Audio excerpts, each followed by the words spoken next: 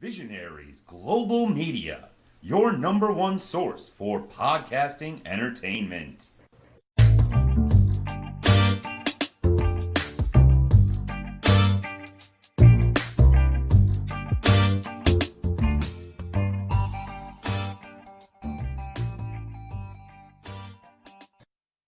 Alright, this is the MGB review of Limitless Wrestling, The Road, Episode 11, October 7th, 2020. Mason, first of all, we're just fixing our little sound thing there. We didn't have it on, we discussed last episode, did we have it on interview mode or did we have it on standard? We had it on standard, because I actually listened to back-to-back episodes, and then one of them I could just hear it instead, and then one it was like one in one ear, one in the other, so I put it back on standard. I think we've actually got it pretty... not very technological, but I think we have our sound levels pretty close by pointing the microphone slightly more towards you than to me. But I think we got this one. Now, let me explain first of all, this was my pick this week, because you picked last week. I picked this one because I actually saw the very first episode of Limitless Wrestling, and I thought it was okay. And then I just been so busy, I haven't got to watch any of the other ones. And I was listening to the King of Wrestling podcast that came out on Friday, October 9th. And he reviews a lot of indie events, and he talked about Limitless Wrestling, and he said it was really good, and he talked about the main event, and once I heard what the main event was, I was like, perfect, that's exactly what I want to talk about this week. And I know that you knew the story that went with it as well, but basically Anthony Greene was in the main event, so I was like, perfect, we'll watch that. I also knew these shows were only about an hour long as well. I'm like, perfect, that fits in with our format great as well. Now, the one thing that we couldn't do for this one, though, is we've been trying to, if possible, pick the main event, the match that we most want to see, and then somebody that we don't know. Yeah. And for this one, we could pick the main event, we could pick somebody we didn't know, but we didn't know any of the people really from the other ones. I knew little bits, like I'd heard some names, but I couldn't really say, in all honesty, I really wanted to see their names. So we decided to go through the card, and there was only 4 matches anyway. It was only 52 minutes. We picked the 3 that we liked the most, and we'll talk a little bit about the 4th one. And then I think we got a little bit of bonus talk to talk about as well, which we didn't know about ahead of time, but we'll get to that one later. All right, match 1 then, Delmi Exo versus Nick Stapp. So I chose to look up Delmi Exo. And she's actually been in a few of these Limitless matches, although she's not been mentioned for a while. She was in the very first one. She teamed with Ashley Vox, who we'll be talking about later. Team C-Stars. And they actually they defeated Waves and Curls. They featured in show 2, where she lost to Rip Bison in a singles match. Show 4, they appeared against Ava Everett and Davian. Not who you thought it was going to be. You thought it was going to be... Sinclair, right? For a second, you thought it was going to be the Platinum Honeys. Oh yeah, I did. We'll get to them later as well. They lost to Ava Everett and Davian in show 4, and so it's been a while since she's actually appeared on the show. It's been 7 episodes since. And I saw one more match that really caught my eye, though, Mason. I'm not sure what BCP tag team title is, but it was vacant, and it was Team C-Stars again defeat the Ugly Ducklings. Oh, wow. So, I kind of like to see that one. BCP One for All event at Knights of Columbus in Ridgefield Park, New Jersey. I think it said it was January 2020. So, you don't get to see that many... oh gosh, my brain has gone. Intergender tag team title matches like that. So that was kind of cool. You get to see them as like tag team matches, but I don't think I've ever seen them as intergender tag team titles. You don't really have many tag team titles on the indies, I don't think either, really. Yeah, you don't really. I'm trying to think of one. Like all the organizations we go to, I'm suddenly like, no. Yeah, it's kind of a little bit. I guess not VCW. MCW? The one down in Richmond does. MCW might do as well. Gosh, it's been so long since we've been to wrestling now. I can't even remember what it's called. The one where Simply Safe-ish are tag team titles. Oh yeah, they do have a tag team. And that organization? It's like CW something. Jeez. This is how long it's been. UCW? UCW. Jeez, yeah, it's been like 7 months since we've been on the indies, and then suddenly you forget all the names for that. All right, one thing I did notice, different people wearing masks. Almost everyone was wearing masks except for the ring announcer, but I did notice he had a Gaslight Anthem shirt on, which I was kind of excited by. Gaslight Anthem, I've got a couple of their albums. Somebody recommended them to me because he said they're kind of like Bruce Springsteen, and they've actually appeared with Bruce Springsteen before, so I was excited by the Gaslight Anthem shirt. All right, what about the match then, Mason? So... Delmi licks her hand before the test of strength, but Nick demands that she puts on sanitizer before they actually do it because it's COVID. Now, I thought what was going to happen was, because he was saying, no, she needs sanitizer. And they called somebody over. I thought she was getting the sanitizer. I thought he was just going to do like a cheap shot, like hit her on the back or something. And that didn't actually happen. I was kind of surprised the way that went, actually. Yeah. And then Nick does like a huge power bomb on the apron. And there was 3 headbutts by Delmi, and Delmi wins with a pedigree. Now, I thought you were going to actually talk about the ring itself, because you actually you asked a question. Oh, I didn't notice this until later. Oh, okay. Well, I guess we'll get to it at that point there. The other thing I liked about this particular event is it did feel like an old-style show, as in they had little promos in between cut in. So Anthony Greene cut a promo saying he wants to face Ashley Vox again. There was a promo from Bo Tatum as well. And that led into match 2, which I don't think we have much for. Brandino Davis versus Bo Tatum. The only thing I have of interest, while I was kind of looking at this one, according to Cage Match, his last match was September 2020 before this. No big deal, that's like a month ago, right? Not big a surprise. The last match prior to that was the most recent match, September 2015. And if I go back to like the third most recent match, July 2012. That's obviously, they didn't get some of his matches. That's possible, or he was injured, or, yeah. I know Cage Match is not 100% accurate, but I was kind of, when I was looking at that, I was like, whoa, that's a lot of, that's some seriously big gaps there. Yeah. Anything you want to mention for this one? Yeah, so both of them are undefeated in Limitless, and there was a... He's only had, like, 2 matches. Well, as far as I can tell. I don't know. It was like 7. Well, in that case, then, there is some serious gaps on here, then. So...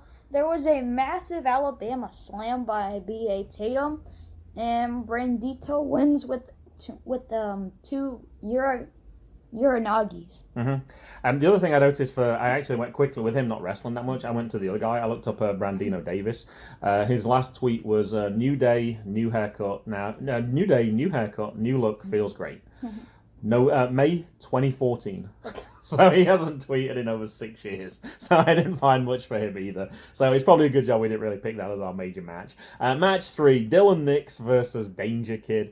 Dangerkid from on Pro Wrestling Fandom is listed as the Dangerkid is an American professional wrestler. He currently wrestles for Chaotic Wrestling, where he currently holds 1/2 of the CW Tag Team Championship. He also wrestles for Limitless Wrestling, Truly Independent Wrestling, and other Northeast independent promotions. Now, this is where I got excited, and I was like, oh my gosh, that's like the greatest tag team name ever. And you're like, what? And I was like, you're going to have to wait. All right, he tags... first of all, he faced Jalen Braden and Trayvon Jordan, and his tag team partner is Aiden Agro. They're known as the Main State Posse. Now, to me, that was really cool, but I don't know if you know the other organization. No. Like, you know the Gymnasty Boys, right? Yeah. And you know that's a play on another tag team, right? The Nasty Boys? Correct. This is similar. The Main State Posse is a play on words for the Mean Street Posse. Oh. So I wondered if you'd heard. As soon as I heard that, I was like, "Oh, that's great! I love that. That's really cool." All right, I figured you might not know. So the Mean Street Posse was a professional wrestling stable in WWF. The group consisted of Pete Gas, Rodney, and Joey Abs. Now that was the thing when I looked. I thought I knew this group, and when I heard that, I was like, "I don't recognize those." Joey Abs sounds a little familiar. The Posse's gimmick was that they were friends of Shane McMahon from the Mean Streets. It's got in quotes because they're not mean streets. Mean streets of Greenwich, Connecticut, where they're all from similarly upper-class backgrounds. I think it said they debuted around 1999, so I might have just seen the tail end of them, which is why I recognised the name there. But I thought that was a really cool tag team name for them to come up with, Main State. And they got some pretty cool t-shirts I saw as well. All right, tell us about this one, Mason. So Dylan just wanted to use his power advantage for the first few minutes. And it was a basic... So, tell us about the size of the wrestlers then. What was their approximate weights then? About like 170 and 280. Yeah, there was probably about 100 pound After that, I wrote Brain versus Braun. And there was a suicide dive by Dangerkid. And that's when I noticed how low the ring was. Yeah, it was... I'm not sure exactly, but I'm going to guess 1.5 feet off the ground, something like that. Like, he could stand up and look over the ropes. Yeah. On the ground. Because you mentioned one thing, like, it's like, it certainly wouldn't hurt if you did, like, a suicide dive. Yeah, but it would hurt if you did a power bomb. Yes, yeah, definitely. So, there was a huge slam on the apron by Dangerkid, and Dylan, they did, like, a replay of his, like, double stomp. Yeah, they had instant replays, which you don't normally get to see on indie events. Normally they just leave like the hard cam running and then they'll cut between the other cams. I thought that was cool because one had actually a number of times we've said recently like, oh, we like missed the finish because we were writing notes down or something. So that was kind of cool that they actually did the replays so you could see the major moves while the match was still going on. I like that. So there was then Dangerkid won with a Swanton bomb. I really like Dangerkid. That was why I first went to him. Within a few minutes of the match, I was like, oh, he's good. I like him. I really liked his moveset. But yeah, that move he did to the finish right in the end was really cool. Jumped over the top rope, took the other guy out, and then I thought it was good from there. Danger, it makes I'd always think of Danger Mouse, not Dangerkid. Not where's Danger Rogers? No. Well, it's not like it's like different because he has a name before it. But I think of like Danger Hawk and Danger Mouse. Okay. So now I'll think of Dangerkid too. One thing I also noticed for this, we didn't talk about it in the first match, but I've noticed it. You noticed straight away. I was like, whoa, they're really spread apart. And I was like, well, duh, social distancing. They weren't like, when we see Synergy, they have all the chairs super close together, but then they have gaps between the people. Yeah. These just had like odd chairs set around. One person had like a computer chair that you're in right now. I was like, wow, that looks really cool. So he was kind of like swinging around because like you like to do and you can rotate on it. But they was, I also thought I saw in the crowd, I thought I saw AC Romero, but I couldn't. He was. It was AC. Yeah. I couldn't tell because he had his mask on, and you were like, "Why would he be there?" And I was like, "Well, I'm pretty sure they probably film more than an hour at once. They probably film 3 hours at a time or something, and then release them at separate times." So we saw him there, and we know he fought in one of the other matches. Yeah. Actually, that was the first thing that came up when I looked up Limitless online. It came up with a Limitless podcast, and the episode I found, I think the last one was like 2 years ago, or the first one that came up was 2 years ago, and it was like AC Romero. So I was like, oh, I guess AC Romero. Actually, they showed him on the intro, didn't they, as well? Yeah, they did. Oh, that's something I didn't write down as well. Because we started watching initially through my laptop and then casting it to the TV. And I was like, oh, I should just put it straight on the smart TV. And when it came up on the IWTV thing, it's like, do you want to start from the beginning or do you want to resume? And we'd already watched like a minute. So I clicked resume and it went right back to the start again. So we got to see AC Romero. They had like little clips at the intro of all the different wrestlers there. I like when the cat is not down here and I'm sitting in this computer chair because she has 2 chairs that I sit in that she loves. And whenever I sit in it, the computer chair is too far for her to like jump when I'm sitting in it. Yeah, she can't get that high. And so she sits right next to it to see whenever I leave. And if I'm watching like a wrestling event, then she just leaves because she realizes that I'm not going. But that little black chair that's like a foot tall, she will jump in it if I'm sitting. She'll jump on that. That's her chair. That's not your chair. No, I'm surprised. That used actually. to be Jackson's chair. She hasn't been. We knew that she would claim it pretty quickly. Yeah. And it's kind of it's too small for even her. So it's definitely too small for Jackson. She's normally down when we record. This is rare that we're recording a podcast without having her down here. To be honest, she's upstairs. On her morning time. She's normally straight down here. One other thing I noticed, I did look up Dylan Nix. It said that he's the Limitless Dojo trainer.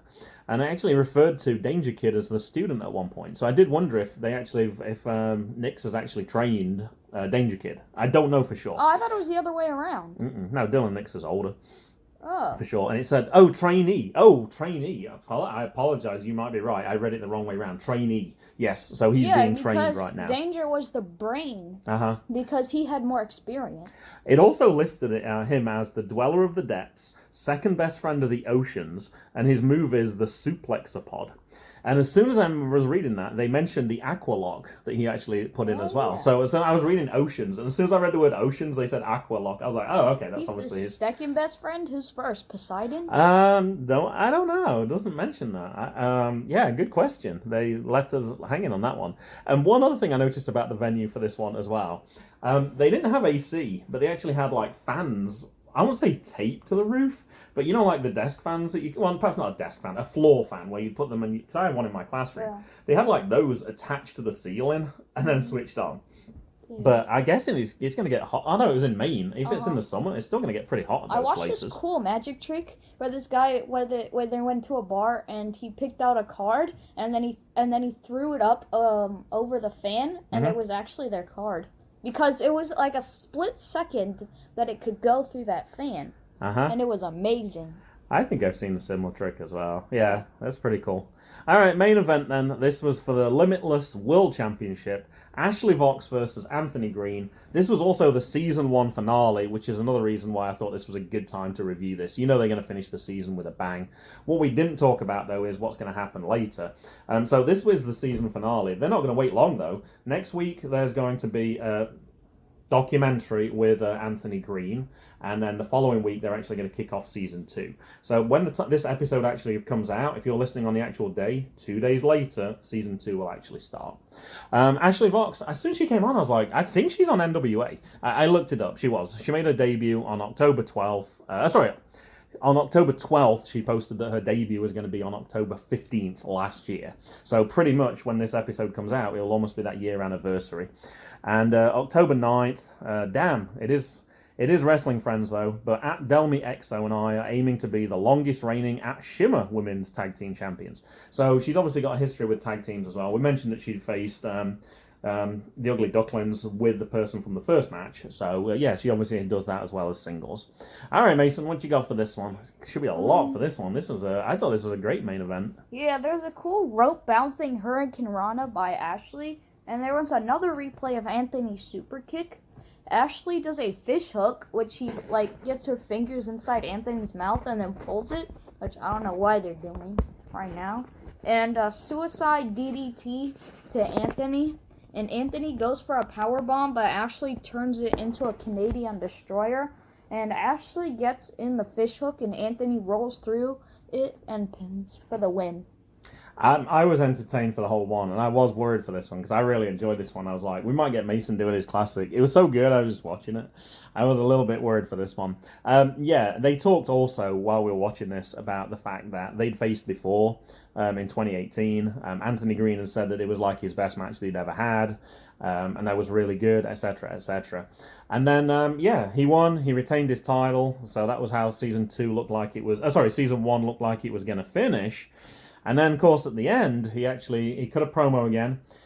He actually called Ashley in, and he was kind of really emotional about it. He swore a little bit, but he was basically like, "You're like the best person." He's like, "I'm not just saying that. I'm telling you, you're like really good. Like you and me, we put Limitless over all the time." And he was very complimentary about it. Gave her a huge hug. Said something else, and then gave her another big hug as well. But yeah, he was really emotional about it. And that was it. It was 52 minutes all done. And, one more thing right at the end. He cut a second promo afterwards, but it was more in the arena area. And then he said something like, he talked about the road, obviously. This is the starting road for Limitless. Yeah. But it will be the end for some. Uh-huh. And then he put his belt down, and he walked off. And you're like, he's relinquishing his title? And then Dad started counting, and then he started distracting me, and I was wondering what he was doing. So at count to 10, I was like, I'm just trying to figure out how long it's going to take you to figure out why he's relinquishing the title, considering you'd already mentioned it in match 2, because you knew the story with Anthony Greene. So he's going to NXT. He is going to NXT. And actually, that was the other reason why I wanted to do this. I thought this would be the perfect time to talk about the new class. So we knew he'd moved. I guess it was officially this week as we're recording. So we're recording on Saturday the 10th. So it's a week. We're recording a week ahead of time right now. All the people who went in, Mason. So there's Brandy Paralek. I apologize if I'm pronouncing these wrong. Known on the independents as Brandy Lauren. She's an exciting competitor who has stepped in the ring for promotions like Evolve and Shine. This is coming straight from the WWE website. Cameron Rogers is a 6'1" Texan who competes under the name Kurt Stallion. I've seen Kurt Stallion multiple times at Beyond. He was at Nova Pro as well. We've seen him at Nova Pro before. Rogers broke out in 2019 in Evolve, where he battled the likes of Matt Riddle and Cameron Grimes, Dexter Loomis, and Mansoor. And then the person, of course, Anthony Greene, is a flamboyant Massachusetts native and standout grappler from Evolve Wrestling. The 26-year-old stood toe-to-toe with NXT champion Tyler Breeze in Evolve, as well as many of the fellow recruits from this class. So right now, it doesn't necessarily talk about different names. Like when I talked about Brandy Lauren, it said Brandy Paralek. When I talked about Kurt Stallion, it said Cameron Rogers. So I'm guessing Anthony Greene is Anthony Greene, as it didn't say otherwise. I wonder Because if you that's his asked, real like, name. I'm guessing it might be. Because you asked as well, like, is he going to have a different name? Now, that I don't know. Of course, they could change them once they bring them in. That's certainly a possibility. All right, let's see who else we got in this class then. D'Artagnan Ruffin. I love that name. Better known as Leon Ruff, is a former Evolve Tag Team Champion. The energetic 24-year-old has competed on Raw, SmackDown, NXT, and 205 Live in recent months, going up the likes against of Sheamus, Aleister Black, Tommaso Ciampa, and Legado da Fantasma. So I'm going to guess Vince obviously saw those matches and were like, yeah, we need to sign him long term. So that's pretty cool for him. I don't remember those matches, but unfortunately I've missed a lot of those. I certainly haven't seen Tommaso Ciampa in a while. I've been really bad at keeping up with NXT except for basic highlights and the pay-per-views. Joseph Ruby. Does that one sound familiar to you, Mason? Nope. Okay, we reviewed one of his events very recently. Joseph Ruby? Yep. Is Perhaps that... Joseph's a little formal. Joe. 6 foot, 249 pound powerhouse from New Jersey. Competes as Joe. Synergy. Competes as Joe. I don't know. Gacy. Oh. He's a former 3-time Combat Zone Wrestling, that's CZW Heavyweight Champion, and Evolve Tag Team Champion. Remember we talked about, we thought he was like, is he retiring or something? He wasn't. He was just leaving because he was going to NXT. Oh, yeah. That was the reason why that was his his last matches. Josh Bruns is an opposing figure, 6'8", 268. As Josh Briggs, he's been the Evolve Champion and battled the likes of NXT UK Champion Walter, Matt Riddle, John Morrison, and Raw Tag Team Champion Angelo Dawkins. Because you actually mentioned, after this, we're going to talk about another match, and we mentioned that Josh Briggs was on the card, and you're like, I'm finally going to get to see a match with Josh Briggs. Well, if you watch some NXT, perhaps you'll just get to see Josh Briggs anyway. Yeah. Jacob Casper is a 25-year-old amateur wrestling standout from Lexington, Ohio. Casper wrestled at Duke University, where he was a 2-time NCAA All-American and won the 2018 ACC Heavyweight Championship. He also placed in the 2016 Olympic trials. And as a Tar Heels fan, I immediately think that as a Duke wrestler, he should be a heel. Yeah. Last one is Jake Clemens of Ohio, is a referee who has officiated matches on Monday Night Raw as well for promotions like Evolve and AIW. So it's possible we've seen Jake before then as They're well. bringing up a ref?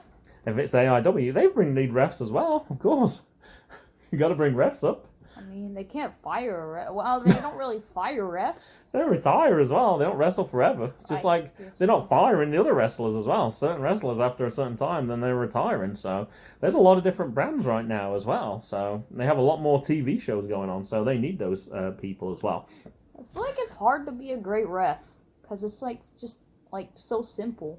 Like, I mean, you don't. It's not. If they're making it look simple, that means they're doing a really good job because it's not simple, but like you got to be in the right place at the right time. You don't have like a gimmick like Bryce does. Wrestlers. I think Bryce does. Well, he's the only one I can think of. I'm really embarrassed. I can remember. I was about to say I can't remember her name. Aubrey Edwards as well, from AIW as well. Oh. AEW. Well, there's a lot of refs that don't have like a gimmick like wrestlers because the wrestlers can have like a cool gimmick and that brings them up automatically. Okay. But what about the brothers that were refs wrestlers as well? The Hebners. They're super famous. Huh? Earl Hebner. Oh.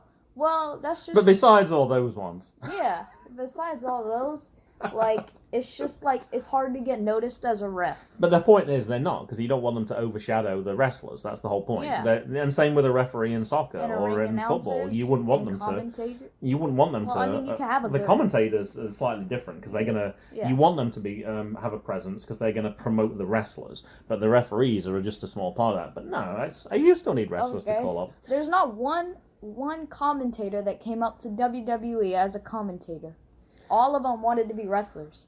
That might be true, actually. Corey Graves used to be a wrestler, then he got a neck injury. Michael Cole, I don't know what happened with Michael Cole. Actually, Michael Cole might well be the exception. I was thinking Tom Phillips, but then I heard when I was watching that drive along, he was actually a wrestler as well. Yeah. So I didn't know that. He didn't. I think he got injured as well. Samoa Joe, everybody knows him. Mm-hmm. Yeah, one too. Like Aiden English, he used to be a commentator. Now Beth Phoenix. Mm-hmm.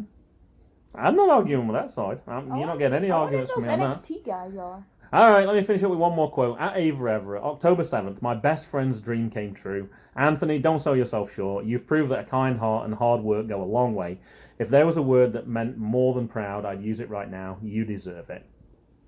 And that was it. Yeah, he's moving up to NXT. But afterwards, I said from this one. Oh, actually, before I go to that one, the Limitless No Control that he talks about, 2018, which we did went and watch afterwards, which was really good. I was going to ask you then. So obviously, we saw Anthony Greene several times actually. You got his autograph on the back of your jersey and that. So it's always cool when you see those people get called up. That was my question. I asked you last night. I said I'll give you a few hours to think about it, and you didn't think about it at all. Who have you been most proud of? Who we saw on the Indies who got called up? And if you don't want an answer, I can answer first. EC3. EC3, he was on Impact. I know, but we saw him at AEW. I know we saw him at AIW. Cool. But he was on Impact already, though, so he was already on a TV show. I'll go with Shotzi. Shotzi would definitely have been one of mine as well. The other two people who I thought of immediately, when Jordan Grace got called up to Impact, like, we always knew that Jordan Grace was just going to be a huge wrestler. Like, you could just tell straight away. From even our limited experience of indies, you knew she was going to be a star straight away. But that was kind of cool. It was like, okay, we're actually seeing it now. We've seen our first person who we watched from day one move up. The other one I would add is Kylie Ray as well. I was always really happy for her. I thought she totally deserved it as well. But yeah, Shotzi was certainly a cool one as well. I got a couple. There's a few. Okay. Go on. Okay. Orange Cassidy. Oh, of course. Oh gosh, Chris I can't even believe I totally forgot those people. Yeah, definitely. Yeah, so seeing them with the Independent Wrestling TV title, and then actually get to see them move up to. I feel so bad that Chris injured herself. She was doing so well. Yeah, she's injured. Yeah, that's why I went. Well, you don't watch AIW, but AEW. Jeez, AIW just released like a ton of shows on they did? On Independent Wrestling TV. Yeah, they went back to like 2007 or something. I think they're uploading their whole back catalogue on there. So I was like, ooh, I like AIW. I watched one of their shows the other day as well. So right now I'm thinking more. I've watched more AIW this last month than I've watched AEW, I would think. Does MJF count? I guess so. Penelope Ford? Penelope Ford that was cool as well. There's been a lot of people who have been called up, which is why I said, who were your kind of favourite ones? Yeah, Orange Cassidy and Chris Statlander.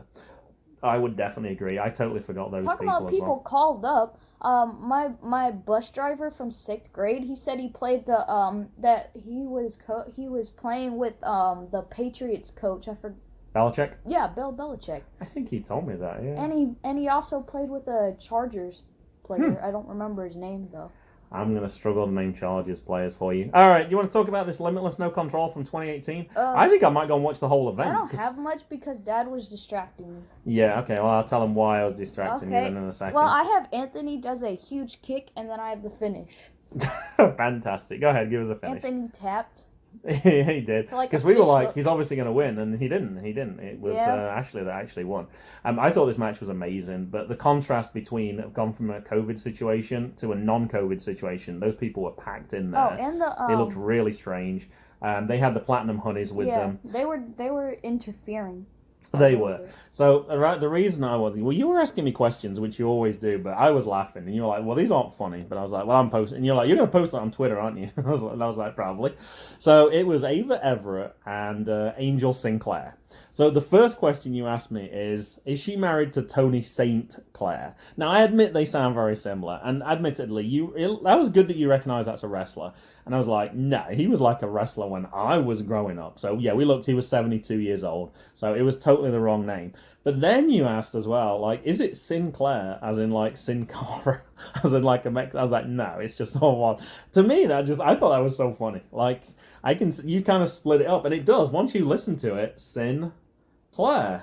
It's not like you say all the Sinclair, all in one. You can kind of see that split there, but no, there was no connection at all. I was dying with laughing while I was listening to those two things. You weren't impressed at all. I'm telling you, I need Twitter so I can say all the dumb stuff that Dad said. You have a podcast. You can say it whenever. You got a weekly opportunity to say all the dumb stuff. You write it down. Can't think exactly. I'm gonna say you can have that opportunity whenever you like. There's not gonna be. I don't think it's gonna be very entertaining. I don't think there's gonna be as many examples as you think. But going forward, you'll have that opportunity, okay? You can say, you can voice it, and that's going to get to way more people, probably, I would think. But, hey, that's it. This Limitless No Control, I'm going back and watching it, because I said if we'd have picked this one, oh my gosh, I would have had real trouble picking Like, I couldn't even tell looking at the... Sometimes on IWTV, they put the card in reverse order. Yeah. So they have the main event at the top to try and attract your attention, and then the first match is actually at the bottom. I couldn't tell what the main event was and which was the first event. That's how stacked this card was. And you said you'd have had a real problem picking. Yeah, I would have had a huge problem picking. There was so many cool matches on this. What was that? I'm trying to think who Darby Allin faced in the first one, but it was like there was some really good matchups there. Things you wouldn't normally put together. It was like, ooh, I kind of want to see how that's going to play out. Was it Josh Briggs and Chris Dickinson as well? Yeah. I'm like, geez, that's going to be that's what I hard said. hitting as well. I finally get to see Josh. Because I had a Josh shirt on, too. Yeah. Well, he was supposed to come at one point to, I don't know if it was Crab Wrestling. It was Nova Pro, but it was going to be at the Old Ox Brewery. But he got his... He got injured. Broke his arm. Yeah, he got injured, so he didn't come for that one. I'm trying to remember who Chris Statlander faced. Was it Penelope Ford? I think that was on the card as well. And well, she came out after the match. Mm-hmm. Yeah, perhaps that wasn't that then. Perhaps she faced... Oh, no, she came out at the end of this match. Yes. But yes, to talk actually about... But she eventually faced Penelope Ford. I can't remember the other... there was a big, like, 5-man match. I know KTB was in it. There was somebody else from Synergy. I want to say Brandon Kirk. And it was like 5 big hitters in that one. So, yeah, Limitless, No Control, I think I might go back and watch as well. And I already know what I'm picking for next week. Oh, you do? Yeah. Okay. When Can you I pick say it? it? You can say. I'm picking the Masked Wrestler. The mask. Well, I don't mind reviewing that. I don't know if we can do that as a because that's going to go on for several weeks though. If you only talk about the first one, if we want to put that out on YouTube, we could possibly do that. I definitely want to watch that. Like a live one. We could do that. I think if we recorded it like Tuesday, I think it comes out Wednesday or Tuesday. Okay. We could record it like the next morning or something, or next evening and put it out. We can kind of do it as we're watching it, because we can keep pausing it as well. If we can do that, then I want to review the Black Label Pro, the tournament. Ah, jeez, that's like 5 hours. I know, we could just pick 3 matches. You could. But it's a tournament, though. I guess so. So that kind of makes it difficult. And I'm groaning because I'd already started to watch it. I wanted to watch it, but I got to watch it over multiple days if I'm going to do it. Yeah. So I actually think that although we're taking it in turns to pick, we actually have a common one that we both want to see. So I was going to actually suggest to you that we actually go with the one that we both want to see, which is, I think it's New South. It's Cabana Man Dan versus Mance Warner. Oh, because that's actually out now. And that's also thanks to King of Wrestling podcast. He talked about that match, and we're like, we talked about, as soon as we heard that was announced, we were like, we're reviewing that for MGB. So that's out. I think it's similar. It's like an hour 15-minute show, and they have like 4 or 5 matches, so we can probably watch the whole thing. So I'm going to propose it's that. I had one more proposal for you as well. How about we get Jay to pick one? Oh, yeah. There's no reason Jay couldn't be part of this. Jay knows way more about wrestling than I do. I think he knows more about WWE than I do already. Backed by the fact where I gave him that question. I was like, what's wrong with this quote? Somebody said, I'm twice the man that you are. And the other person said, I have half the brain that you have. And I was trying to get him to make sure he knew the fractions thing. And he immediately said, that's Psycho Sid. I'm like, how on earth do you know that? I hadn't even heard that quote. He watches WWE videos all the time on YouTube. So I don't see any reason why we couldn't pick something. I'm not letting him pick H2O or anything like that. But I'm sure if we could find something that perhaps we might have to help him pick something. Like, hey, Jay, you can choose between this, this, and this. What do you think about that for an idea? Yeah. I think there's no reason why he couldn't join us occasionally as well on these things as well. All right, I think that's it, though, for this one. Anything else? No. All right, that'll do. It's goodbye from me. And it's goodbye from me. And it's goodbye from them. Goodbye.